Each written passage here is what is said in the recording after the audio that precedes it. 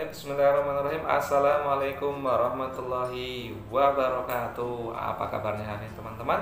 Alhamdulillah sehat, semangat, ceria. Tetap semangat pagi kan teman-teman?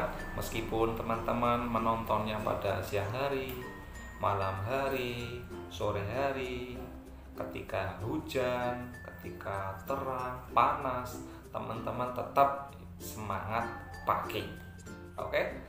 Kita kembali lagi berjumpa lagi dengan Pak Alvin. Kali ini Pak Alvin akan menjelaskan tentang pembelajaran PAI ya.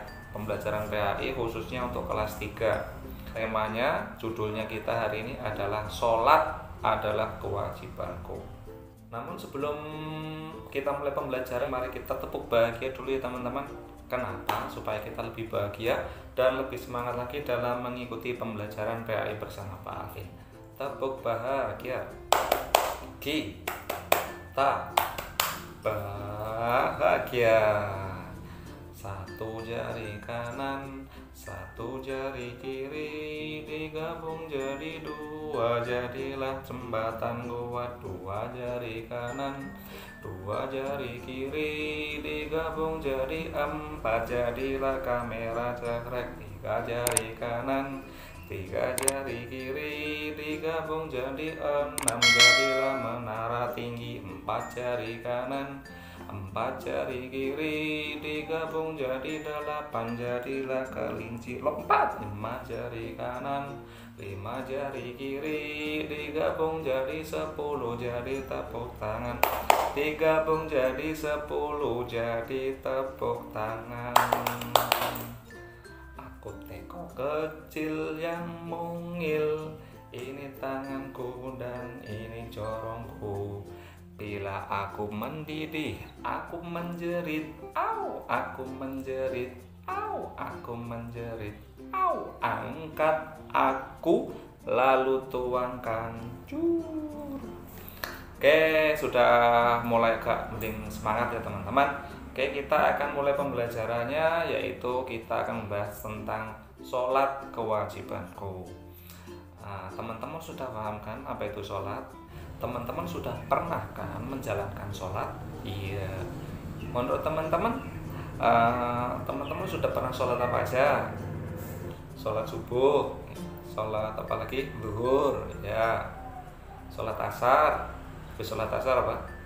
Sholat maghrib dan sholat isya. Perhatikan ini kan sholat subuh ke sholat zuhur jaraknya agak jauh ya. Sholat subuh, sholat zuhur, habis sholat zuhur sholat asar jaraknya lumayan. Sholat asar, habis sholat asar sholat maghrib, nah kan jaraknya juga lumayan. Habis sholat maghrib ke sholat isya jaraknya juga agak dekat. Jadi dan sholat isya kembali ke sholat subuh jaraknya agak jauh. Jadi sebenarnya kita sudah diingatkan sama Allah lewat tangan kita untuk selalu melaksanakan sholat. Dan ini diingatkan subuh, zuhur, asar, maghrib, isya. Dan ini juga jarak-jaraknya. Jadi teman-teman nanti silakan ya kan amati apa saja ya. Ternyata di tangan kita tuh sudah ada cara untuk mengingatkan kita supaya kita tidak lupa untuk sholat 5 waktu ya. Sholat yang wajib adalah sholat 5 waktu, sholat fardu biasanya, makanya niatnya usolli fardu, ada kayak gitunya ya. Kecuali kalau sholat sunnah, nanti kalau sholat sunnah niatnya beda lagi, usolli sunnata kayak gitu. Dan dilanjutinnya misalnya sholat sunnah apa aja yang udah pernah teman-teman lakukan ya. Sholat duha, sholat tahajud, oke. Sholat hajat itu sholat apa Pak? Ya, sholat hajat itu sholat yang ketika teman-teman meminta ada hajat atau keinginan. Hajat di sini keinginan atau kebutuhan. Jangan disamakan dengan buang hajat, beda ya. Buang hajat itu tuh BAB, beda lagi ya. Kita bedakan. Terus ada sholat apa lagi? Sholat witir ya. Sholat witir pernah nggak? Pernah Pak. Waktu sholat itu ketika Ramadan ya. Selain sholat witir ada sholat apa lagi? Ya sholat tarawih. Sholat tarawih ternyata hukumnya juga sunnah teman-teman. Itu ada banyak lagi sebenarnya untuk sholat sunnah. Ada ketika teman-teman habis wudhu, ada sholat sunnah ba'diyah wudhu, ada ketika datang pertama kali ke masjid, ada namanya sholat sunnah tahiyat masjid atau tahiyatul masjid dan lain-lain sebagainya. Ternyata banyak ya teman-teman, sholat itu nggak cuma 5 waktu ya, ada banyak, ternyata ada banyak. Namun teman-teman sudah paham belum apa sih artinya sholat itu? Apa sih pengertian sholat itu? Ya, Pak Alvin di sini akan menjelaskan bahwa sholat itu secara bahasa artinya adalah doa. Apa teman-teman? Doa.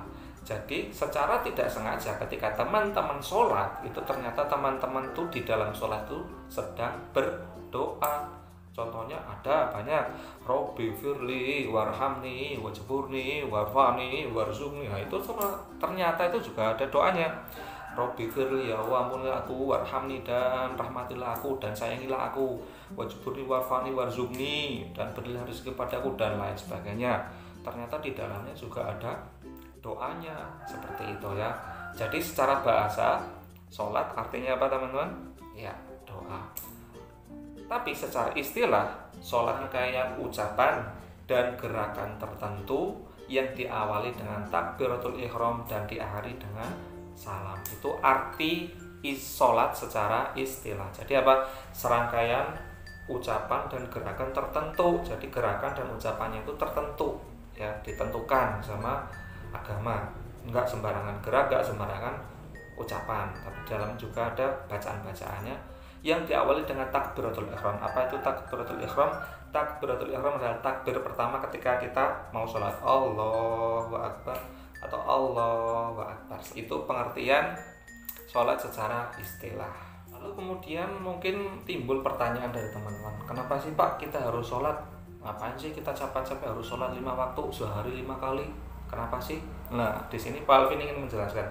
Ternyata mengapa kita harus sholat dan kenapa kita harus wajib sholat? Karena sebenarnya sholat itu jika kita laksanakan, maka sebagai bukti kita sebagai hambanya Allah untuk mengabdi ya, sebagai pengabdian diri kita untuk menyembah kepada Allah. Allah nggak butuh sholat kita, tapi kita yang butuh Allah. Makanya kita harus sholat, kita harus melaksanakan kewajiban yang diperintahkan oleh Allah.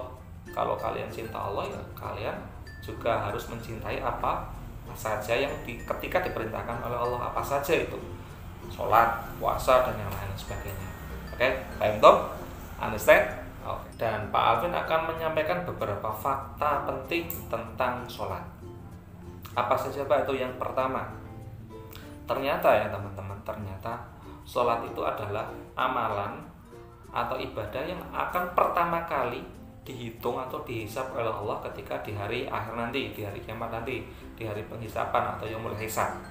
Jadi ketika kalian sholatnya bolong-bolong, maksudnya bolong-bolong gimana? Maksudnya bolong-bolong itu jarang melaksanakan sholat, seringnya ngodho atau seringnya ketinggalan, maka di sana juga hitungannya kalian pahalanya akan sedikit. Apabila pahala kebaikan itu lebih berat dibandingkan keburukan, maka kalian boleh masuk surga. Tapi ketika pahala kalian itu lebih ringan dibandingkan dosanya, dosa lebih berat, maka siap-siap kalian masuk neraka. Tapi yang berhak menentukan masuk surga dan neraka itu juga bukan kita dan juga bukan amalan kita.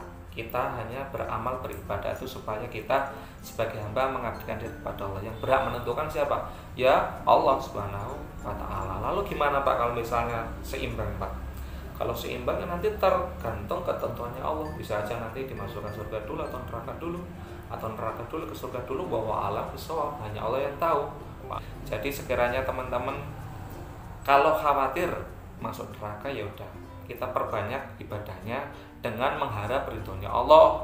Jangan cuma mengharap masuk surga aja ya, diperbaiki niatnya.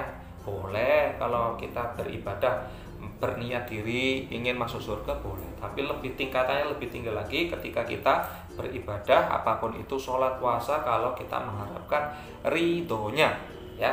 Surga itu hanya bonus. Paham dong? Fakta yang kedua teman-teman, setelah kita mengenai fakta yang pertama bahwasanya sholat adalah ibadah yang dihisab atau dihitung pertama kali, fakta yang kedua adalah ternyata sholat itu bisa mencegah kemungkaran. Nah, gimana dalilnya? Inna sholata tanha anil fahsya'i wal munkar. Sesungguhnya sholat itu bisa mencegah kemungkaran dan perbuatan yang keji ya. Kok bisa Pak? Ya karena kita dengan sholat maka kita sudah mendekatkan diri kepada Allah. Tapi Pak, saya udah sholat tapi teman saya sudah sholat Pak, tapi kok masih berbuat keji, suka jahilin kayak gitu, itu gimana Pak? Mungkin di sholatnya ada yang kurang benar, ketika menjalankan sholat ada rukunnya kurang, syarat-syaratnya juga kurang, mungkin ada yang nggak khusyuk atau bagaimana sholatnya, nah itu bisa juga. Atau mungkin wudhunya juga belum sah, asal wudhu jebar-jebur saja, jadinya ketika sholatnya nggak fokus, dan ketika sholatnya nggak fokus dia tetap menjalankan keburukan atau kejelekan. Makanya kalau sholat dan kalau wudhu juga harus fokus, harus tumakninah ya teman-teman. Itu fakta yang kedua. Yang ketiga adalah sholat itu adalah tiang agama. Maksudnya tiang agama itu apa Pak? Pilarnya agama. Maksudnya pilar agama itu apa? Rukunnya agama. Tahu rukun Islam? Rukun Islam yang 5: syahadat, sholat, puasa, zakat untuk si papa, haji bagi yang kuasa. Jadi ternyata sholat itu adalah rukunnya agama, tiangnya agama. Barang siapa yang mendirikan sholat berarti sama aja mendirikan agama. Dan barang siapa yang meninggalkan sholat maka dia sama aja menghancurkan agama. Jadi kalau kalian gak sholat sama aja kalian menghancurkan agama Islam. Gimana dalilnya? As-sholatu imaduddin, faman aqomaha faqad aqomaddin, wa man tarakaha faqad hadamaddin. Itu dalilnya ya, dari hadis Imam Baihaqi. Jadi sholat itu adalah tiangnya agama. Barang siapa yang menjalankannya berarti sama aja dia menegakkan agama. Dan barang siapa yang meninggalkan sholat berarti sama aja dia menghancurkan agama. Seperti itu. Jadi karena pentingnya sholat, jadi sholat itu dijadikan sebagai tiangnya agama. Itu fakta yang ketiga. Fakta yang keempat. Fakta yang keempat itu gimana Pak? Fakta yang keempat adalah ternyata sholat itu adalah ibadah yang ditentukan waktunya sama Allah. Jadi kan ada yang ibadah yang tidak ditentukan waktunya, ada yang ditentukan waktunya, kayak gitu. Jadi sholat itu termasuk ibadah yang ditentukan waktunya. Gimana? Dalilnya gimana? Aqimi sholah inna sholata kanat alal mu'minina kitaban mawquta. Dirikanlah sholat karena sungguh sholat itu bagi orang-orang yang beriman adalah suatu ketentuan yang sudah ditetapkan waktunya. Jadi kalau kalian merasa menjadi orang yang beriman, maka hendaknya menjalankan sholat sesuai dengan waktunya. Sholat subuh yang diwaktukan dijalankan di waktu subuh, bukan di waktu duha atau juga di waktu duhur, bukan. Sholat duhur sudah seperti itu, jadi harus sesuai dengan waktunya. Dan ini Pak Alvin punya gambar, silahkan dilihat nih teman-teman. Ada gambar A, ada gambar B, ada gambar C, dan ada gambar D. Silakan kalian, menurut kalian bagaimana sih susunan yang benar gambar tersebut sehingga menunjukkan bahwasanya itu suatu amalan ibadah sholat? Gimana? Mana urutannya yang benar? A dulu, atau B dulu, atau C dulu, atau D dulu, atau bagaimana? Ya, Pak Alvin kasih waktu buat berpikir teman-teman, silakan. Kira-kira mana dulu ya? Ya boleh, menurut semua teman-teman boleh. Tapi Pak Alvin jelaskan. Bagi muadzin itu siapa? Muadzin itu orang yang adzan. Maka urutannya benar mana dulu? D, C, B, A. Tapi bagi makmum atau jamaah atau imam, maka urutan yang benar adalah C, D, B, A. Jadi semua jawabannya benar. Seperti itu ya. Untuk understand? Oke, terima kasih teman-teman. Tidak terasa sudah selesai pembelajarannya Pak Alvin kali ini ya. Pak Alvin harap teman-teman bisa memahami dan lebih menjalankan lagi, memperhatikan lagi untuk selalu menjalankan sholat 5 waktu tepat waktu ya teman-teman. Karena apa? Karena sholat itu amalan ibadah yang dihisab pertama kali. Jangan sampai kalian ketika dihisab dihitung amalnya yang pertama kali, sholatnya kurang, ini banyak hutangnya sholatnya. Kalau yang masih banyak hutang sholatnya silakan dikodok ya, boleh silakan dikodok dan tobat ya teman-teman. Terutama sholat subuhnya, terutama kan seringnya teman-teman tuh lupaan tuh, yang terlambat tuh sholat subuh, sholat zuhur sama sholat asar. Tuh ada juga yang seringnya sholat isya yang ketinggalan karena sudah keasikan nonton TV atau ketiduran. Yang paling sering dijalankan cuma sholat maghrib. Seperti itu, seringnya kayak gitu. Dan Pak Alvin harap ya semoga teman-teman rajin ya subuhnya, zuhur, asar, maghrib, isya itu kalau bisa berjamaah. Hukumnya sunnah muakkad. Jamaah tuh nggak harus banyak orang, boleh 2 orang, sama ayah boleh, sama ibu boleh, atau lebih baik sholat jamaah di masjid ya, di masjid itu malah lebih bagus lagi. Oke, terima kasih. Sekian pembelajaran dari Pak Alvin. Apabila ada kesalahan baik itu kesalahan disengaja atau kesalahan tidak disengaja, mohon dimaafkan teman-teman. Oke, terima kasih. Matur suwun. Thank you so much. Syukran katsiran. Xie amsamida arigatou gozaimasu. Hai. Hargalam. Assalamualaikum warahmatullahi wabarakatuh.